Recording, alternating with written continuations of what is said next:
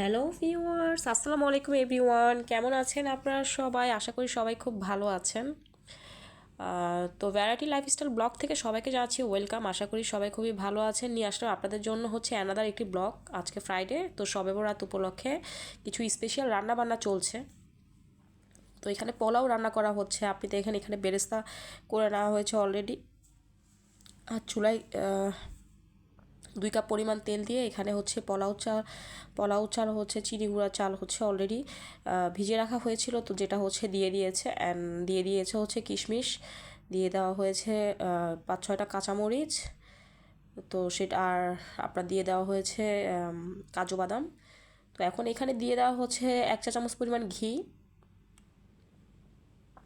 জানি না কে কীভাবে রান্না করেন, তো আমাদের বাসায় আসলে অ্যাজ ইউজুয়াল এভাবেই রান্না করা হয়। আর এখানে হচ্ছে 1 চা চামচ পরিমাণ রসুন বাটা। তো আশা করি সবাই আমার যে আগের যে ভিডিওগুলো সেগুলো সবার কাছে খুব ভালো লাগছে। যদি ভালো লেগে থাকে অবশ্যই হচ্ছে আমার চ্যানেল সাবস্ক্রাইব করবেন আর বেল বাটনে ক্লিক করে ফলো দিয়ে রাখবেন। অবশ্যই লাইক কমেন্ট শেয়ার করে জানাবেন যে আপনাদের কেমন লাগছে। তো দেখুন এই যে এখানে 2-3 কাপ পরিমাণ পানি দিয়ে দেওয়া হয়েছে। তো আজকে মনে হলো যে আপনাদের সাথে শেয়ার করি, কারণ হচ্ছে কখনো ওইভাবে আসলে অনেক রান্নাবান্নাই করা হয়, বাট কখনো ওইভাবে শেয়ার করা হয় না। তো দেখুন যে আমার বিরিয়ানিটা অলমোস্ট হয়ে আসছে, বাট পুরোপুরি এখনও হয়নি।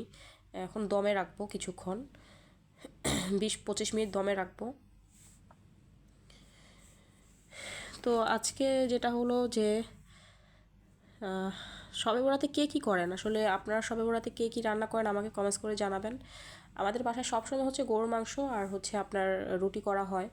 বাট গতকালকে আমার বোন আসবে শুনে আম্মু আজকে ওর জন্য যেহেতু শবে বরাত, তো সেটাকেও মাথায় রেখে কিছু আইটেম করেছে, যেমন রোস্ট বিফ ভুনা, দেন হচ্ছে পোলাও, কাবাব।